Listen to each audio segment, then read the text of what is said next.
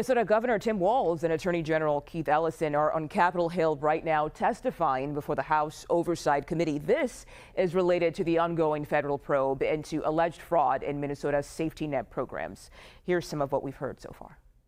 Why didn't you stop sending money to Feeding Our Future as soon as the fraud concerns were raised? Congressman, is following the program, we notified USGA under the Trump administration's first term. We notified them, too, because it's a program administered out of USDA, and they were working to work through the process. Didn't you say you were fearful of political retaliation? No, I never said any such thing. CBS News correspondent Jonah Kaplan is following this for us on Capitol Hill. Jonah, can you remind us how we got here and the significance of this hearing? It seems like a lifetime ago, but it was really only the end of December, beginning of January, when all of this fraud, $9 billion, according to federal prosecutors, over a variety of social programs in Minnesota that use federal funds to pay for certain things, whether it's meals for kids at school or whether it's behavioral health programs. They're administered by state programs, managed by state programs, but it's money from federal taxpayers. That's you, wherever you live here in America.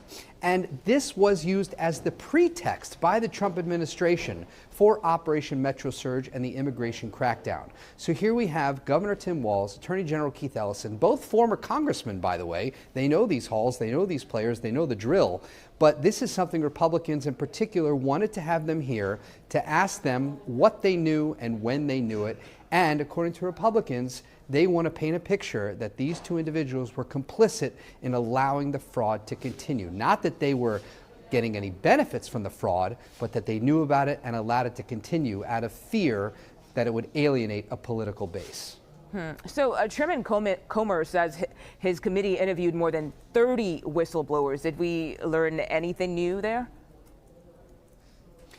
That is definitely something that we took away from 30 witnesses, and of course that there's this new report about 50 pages, again linking, according to the Republicans who wrote it, Governor Walz and Keith Ellison, the Attorney General, to this fraud scheme. But the arguments really have been around for several years, and that is, again, if you're talking about 98 people that have been charged, more than 60 convicted, most of them Somali Americans living in Minnesota, and so the question is, and is there a smoking gun tying Governor Walz and Keith Ellison, the Attorney General, to say, we know about the fraud, but we don't want to prosecute it because we don't want to appear racist, we don't want to look like we're targeting a minority group, and this maybe makes up the base of our voters. It's interesting, though, Democrats here on the committee really pushing back and making this committee making this hearing a referendum on Operation Metro Surge and what they consider unfair targeting of Minnesota because of President Trump's animus for Governor Walz. And Jonah, while all of this is playing out, what's the latest on the Trump administration now withholding Medicaid funds from Minnesota? Has that been addressed at all today?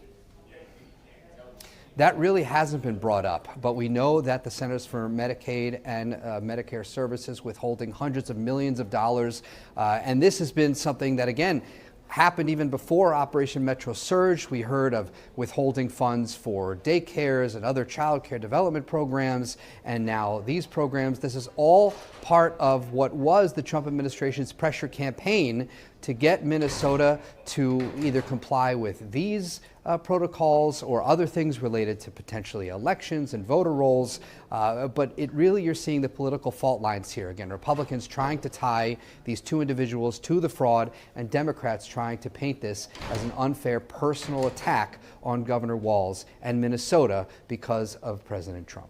Okay. Jonah Kaplan, thank you so much for your reporting today. We appreciate it.